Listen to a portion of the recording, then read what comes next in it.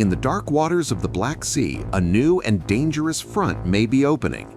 On Wednesday, an oil tanker bound for Russia came under attack, not by missiles, not by warships, but by unmanned drones.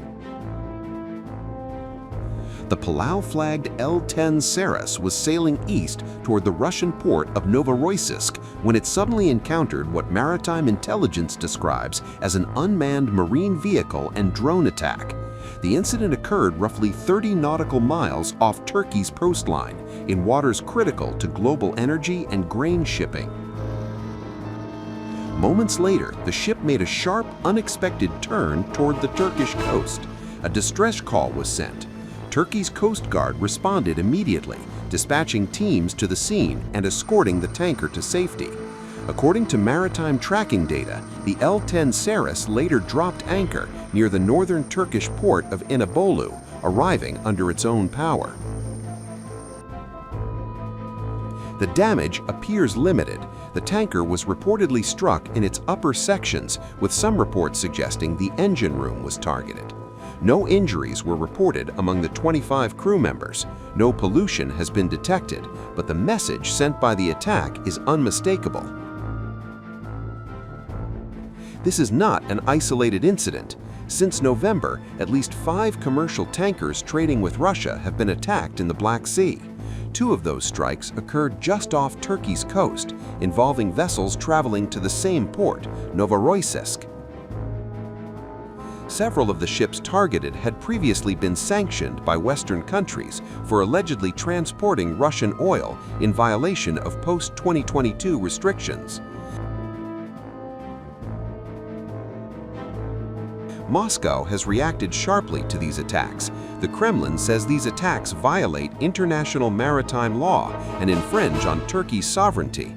Presidential spokesman Dmitry Peskov warned the incidents are serious and could disrupt ongoing diplomatic efforts. Russia has also denied operating a so-called shadow fleet. Turkey, meanwhile, has voiced growing concern. Ankara says the strikes occurred within its exclusive economic zone, posing serious risks to navigation, maritime safety, and the environment. Behind the scenes, shipping insurers are already responding. After similar drone strikes in late November last year, insurance rates for vessels operating in the Black Sea surged, a sign of rising fear across the maritime industry. No one has officially claimed responsibility for the latest attack. Ukraine has not commented. Turkey's transport ministry has remained silent. The Russian embassy in Ankara offered no immediate response, or confirmed nor denied. The Black Sea is a lifeline shared by Russia, Ukraine, Turkey, and several NATO members. Any escalation here risks far more than damaged ships. As drones stalk tankers and tensions rise, one question now looms large. Is this the beginning of a shadow war at sea, or a warning of something much bigger still to come? In a high-stakes maritime showdown, the U.S. military confirmed it has seized control of a Russian-flagged oil tanker in the North Atlantic, an operation driven by alleged sanctions violations and carried out after weeks of silent surveillance and relentless pursuit across open seas. The vessel, MV Bella 1, also known as the Marinera, was seized under the authority of a warrant issued by a U.S. federal court, according to a statement by the U.S. Army's European Command. EUCOM said the tanker was intercepted after being tracked by the U.S. Coast Guard cutter Monroe, with the operation carried out in coordination with the U.S. Justice Department, the Department of Homeland Security, and the newly renamed Department of War, formerly known as the Department of Defense. The command confirmed the seizure took place in international waters in the North Atlantic. U.S. officials say the Marinera is part of a so-called shadow fleet used to transport oil for sanctioned states, including Venezuela, Russia, and Iran. The tanker had reportedly evaded earlier attempts by the U.S. Coast Guard to board it in December, while it was operating in the Caribbean, and later crossed into the Atlantic Ocean. According to Reuters, the ship had slipped through a broader U.S. maritime blockade, targeting vessels carrying sanctioned Venezuelan oil. U.S. Defense Secretary Pete Hegseth underscored the administration's stance in a social media post, writing that the blockade of sanctioned and illicit Venezuelan oil remains in full effect anywhere in the world. Two U.S. officials told Reuters that both the Coast Guard and the U.S. military were directly involved in Wednesday's seizure. Russian state broadcaster RT reported that American forces boarded the vessel using a helicopter, publishing images of the aircraft hovering above the tanker.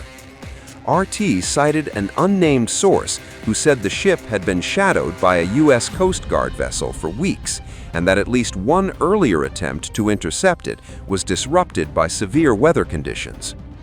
As the operation unfolded, marine traffic data showed the Marinera edging closer to Iceland's exclusive economic zone, heightening the stakes by the hour.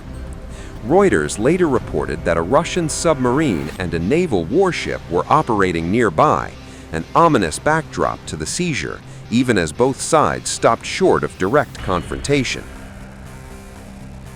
Speaking from Moscow, journalist Dmitry Medvedenko described the pursuit as a prolonged cat-and-mouse game, noting that there had been multiple failed attempts to seize the tanker in recent weeks. The Russian government has not confirmed whether it deployed naval assets to escort the vessel, but Russia's foreign ministry said it was closely monitoring the situation. The ministry, quoted by Russian state media, argued that the tanker was operating lawfully in international waters and accused the U.S. and NATO of paying disproportionate attention to what it described as a civil vessel. Moscow called on Western nations to respect freedom of navigation under international maritime law. The Marinera was sanctioned by Washington in 2024 for allegedly transporting oil on behalf of a company linked to Lebanon-based Hezbollah. U.S. authorities say the seizure is part of a wider crackdown ordered by President Donald Trump on vessels connected to Venezuelan oil exports. Separately, U.S. Homeland Security Secretary Kristi Noem announced that American forces also seized a second vessel, the Panama-flagged supertanker M. Sophia, in international waters near the Caribbean. Reuters reported that the ship had departed Venezuelan waters earlier this year and was operating with its transponder turned off while carrying oil toward China. Reporting from Washington, Al Jazeera correspondent Kimberly Hallcat described the dual seizures as a significant escalation, saying they signal a coordinated effort to intercept and detain multiple sanctioned vessels operating far beyond U.S. territorial waters.